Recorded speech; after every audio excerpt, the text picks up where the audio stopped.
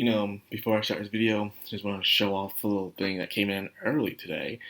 Um, a little video from the Nonoha series. Very awesome series, by the way. I need to recommend to you people the Macho Girl Nonoha series.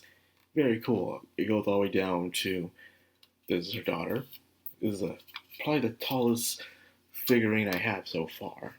Planning to get a taller one later on down the road. That I'm paying off monthly. So hopefully that'll come until next year.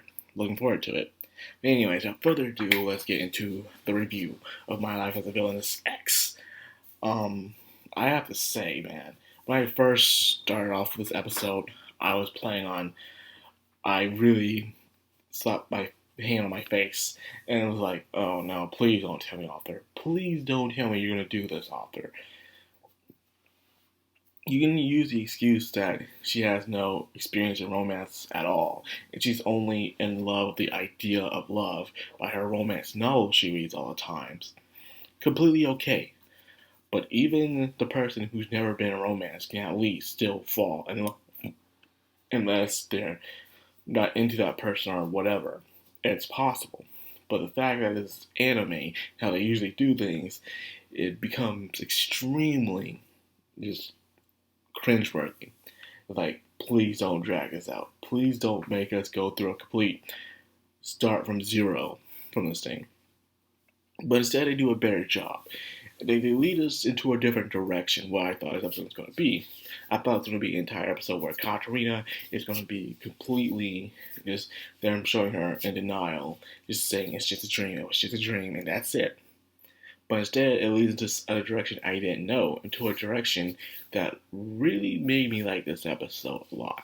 And even though it focused on Alan and Girardeau, the true main star of this episode, in my opinion, and probably factual to most people, is Jeffrey. Jeffrey is the unsung hero. He is the hero of the story right now. The guy who works behind the scenes, to the point where even his fiance works the same way. Turns out she is part of the Department of Magic, and she is a master of disguise. So the entire time that maid that was hanging around Katarina when she was kidnapped was Jeffrey's wife, Susanna. And it seems like she has other names too in the Department of Magic. She goes by Lorna, but Lana. So she has different disguises, but this is her true disguise. This is very interesting, but also throwing me off where I thought that it was probably the wife that was trying to get Jeffrey to the throne, but instead it's this unseen person we have yet to see named Mason was actually the one who was trying to get Jeffrey on the throne. But however, little did Mason know, Jeffrey is completely in love with his family, including his two younger brothers. Which I enjoyed this perspective that they did. You know how I said that Girardeau never really had a backstory like the others did about what made him, cold-hearted and stuff? This one did. And everything started here, like most in the series, is a lack of communication with people, which causes so many division and conflict within our world. It's the lack of communication and understanding, Or you don't even have to understand, you can at least respect. But that's not the case I'm trying to say here. But this is what I'm trying to say. It seems that the reason why Girardeau was cold to everyone and why Alan hated Girardeau so much was from very misunderstandable reasons. Reason why Girardeau was good at everything is because he wanted to have his mother's attention. But he couldn't get that, so he did everything he could, master everything he could.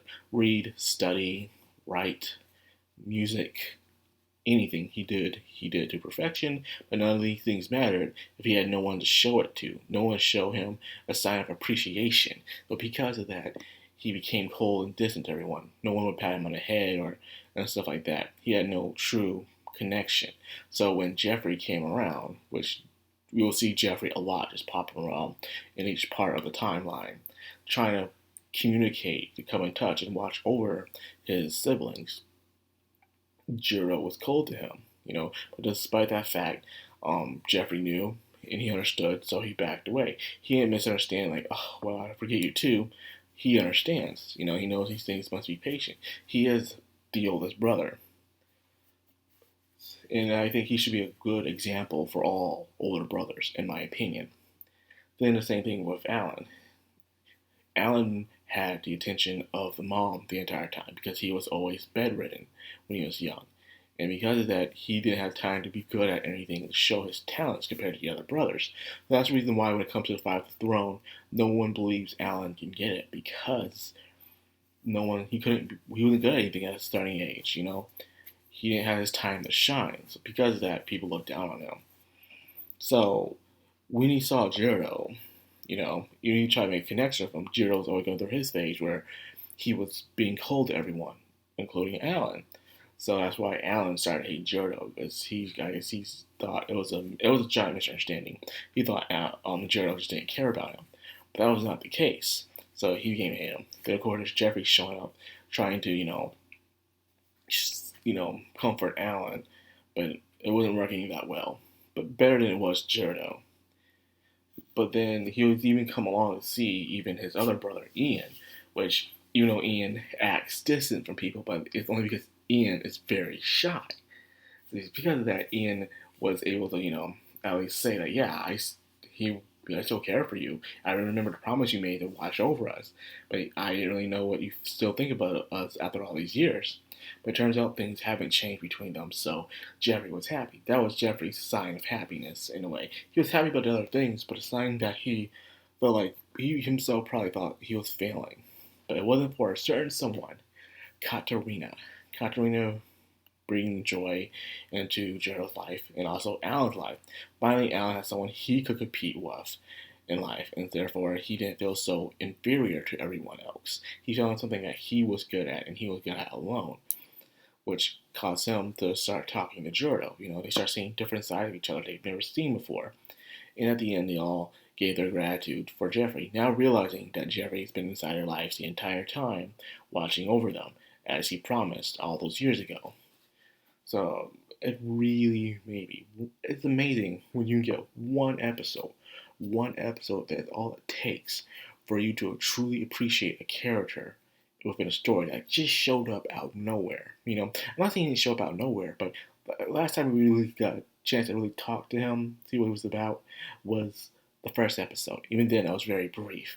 So to see him just showing so much great story writing with this one episode without him really being there is amazing. So therefore, Jeffrey has my total respect. And of course, to make it even better, Katarina was finally by herself because everyone else kept following her around. Because there's this thing where a fiance is not allowed to be with their partner. It's ridiculous. I know, right? But anyways, I thought it was going to happen again, but it did happen. Jiro kissed Katarina to show all signs of doubts. She can't back away now. She can't flip it over, say it was just, he's just using it as an excuse, or he can't like me or anything like that. He sat in front of her face. He kissed her again, and this time she can't confront it. This is perfect now, because now she don't know how to deal with romance. It's good, but at least this time she can't deny it.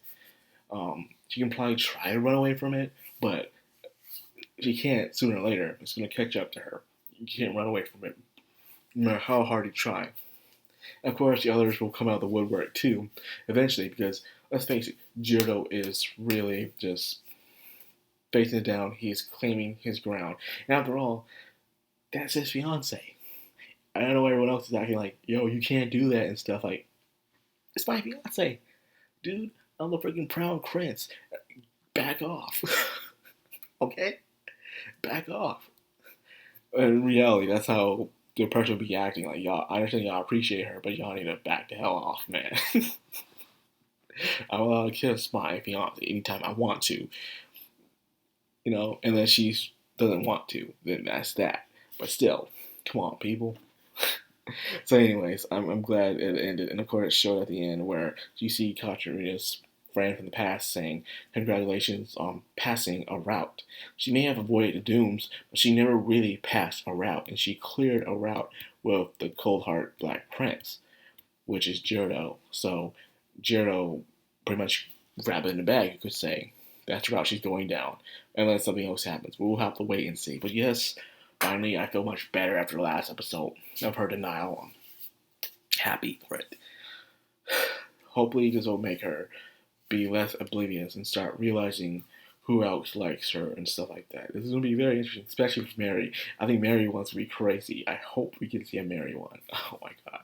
So anyways, like this video. I really enjoyed this episode. I hope you guys did too. If you did, like, comment, subscribe, and of course, hit that bell icon. This has been Madcrownxox on Anime. Signing out.